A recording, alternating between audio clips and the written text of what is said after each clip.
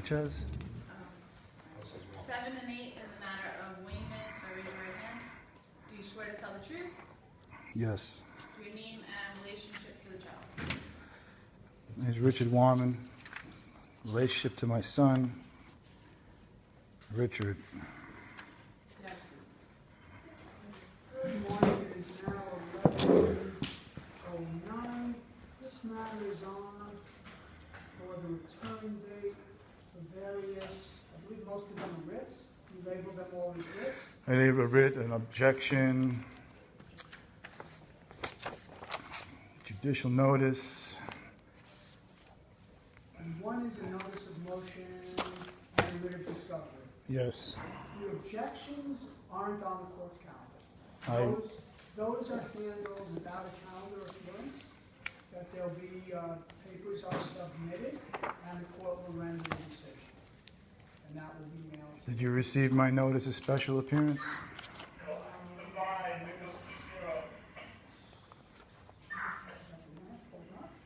Yes. So, as a special appearance, I'm wondering what evidence this court had to retroactively increase support on a stipulation settlement agreement that was rendered during divorce proceedings, when the New York State Constitution is very clear that without an unforeseen and substantial or unreasonable change of circumstances, family court has no concurrent jurisdiction in regards to stipulation settlement agreements, because Article 6, Section 13B, 4 has support that originates in child's family court except incidental to divorce agreements in New York State. I've never seen any evidence, sir. I've been forced to suffer. I've been coming here about 17, 18 times. I read your response to an objection where I was told I had to be here on July 24th, 2014. I was never notified. I was living in Florida.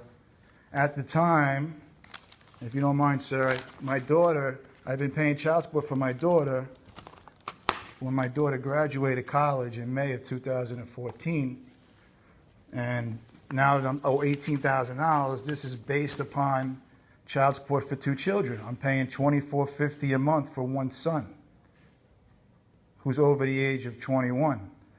And I'm only supposed to be paying $697 biweekly, which at the time we were divorced was the maximum amount of child support on the combined parental income. So, the order and of divorce. yes, sir. Yes, Is that and Judge Strauss? yes, sir. Oh, Judge Strauss. Yes, Oh, and I'm sorry for the point. yeah, and I came here, 6 years ago, thinking that I'm going to show all the evidence.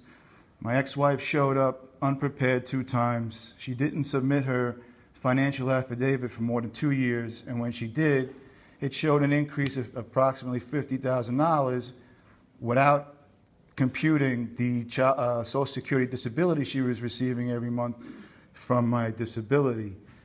I retired as a police officer. I got disabled. In 2007, I was awarded disability with Social Security disability. So right, Line of duty?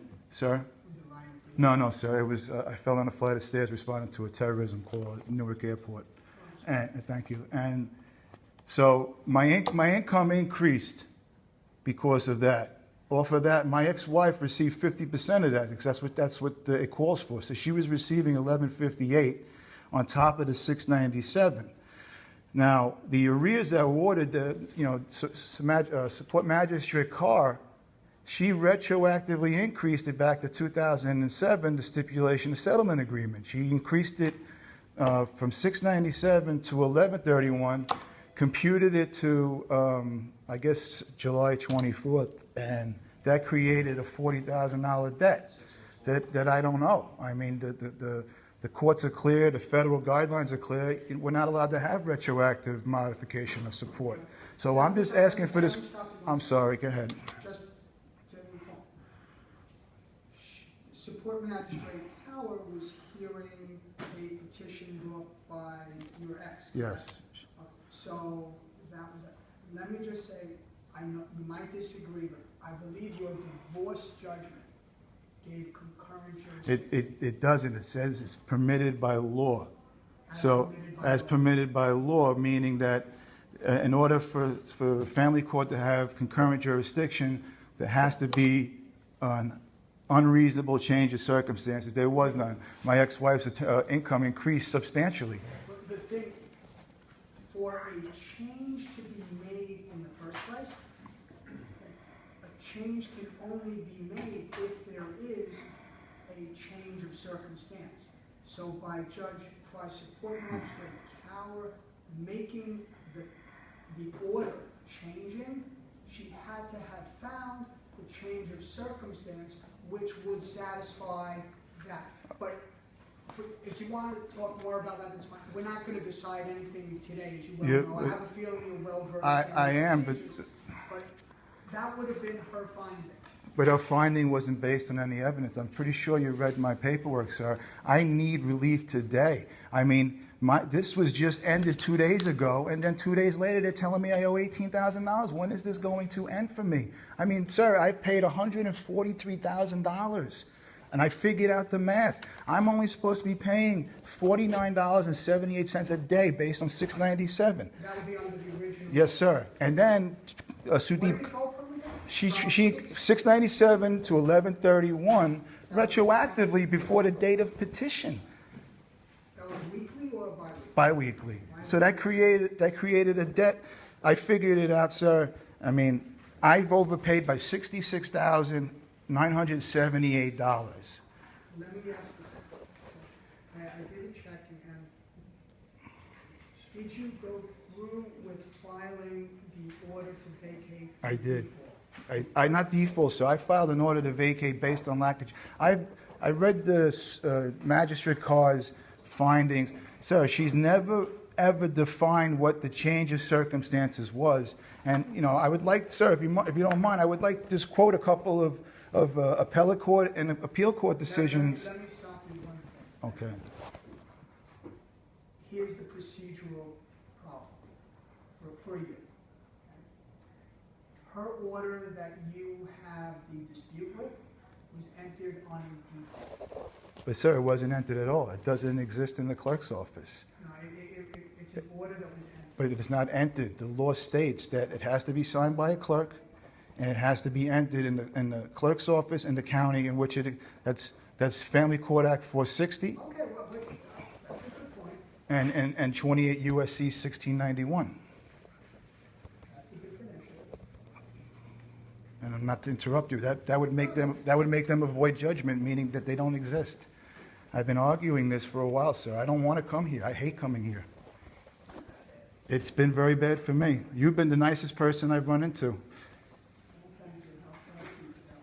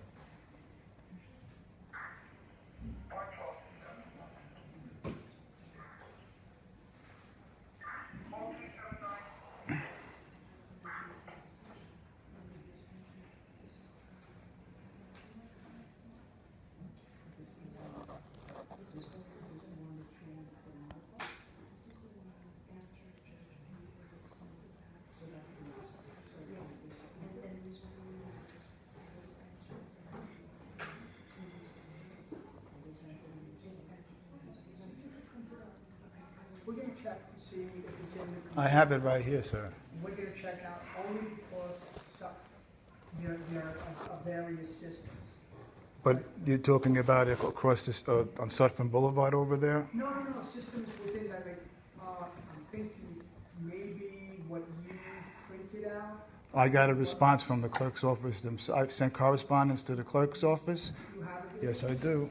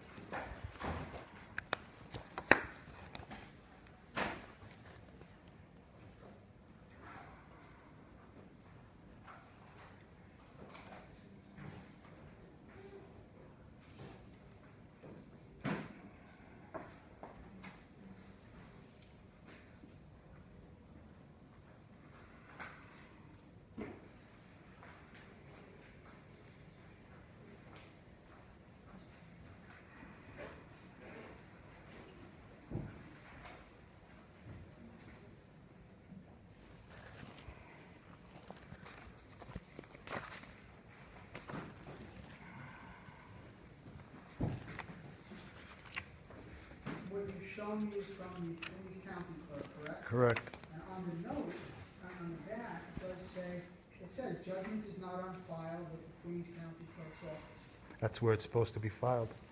And it says, other, check with Queens Family Court. Well, but here's the thing, Family Court Act 460, CPLR 1516, they all are very clear. Arrears and money judgments must be filed there, and the law states, without a clerk's signature, it's absent a judicial signature, it's a void judgment. I've been arguing, Clerk of Family Court. but they never signed anything. I have correspondence there too, it states With the from, Family Court Clerk? yes, and she states she's never signed an order. It's at the back page, it's on the back page. One second. Okay.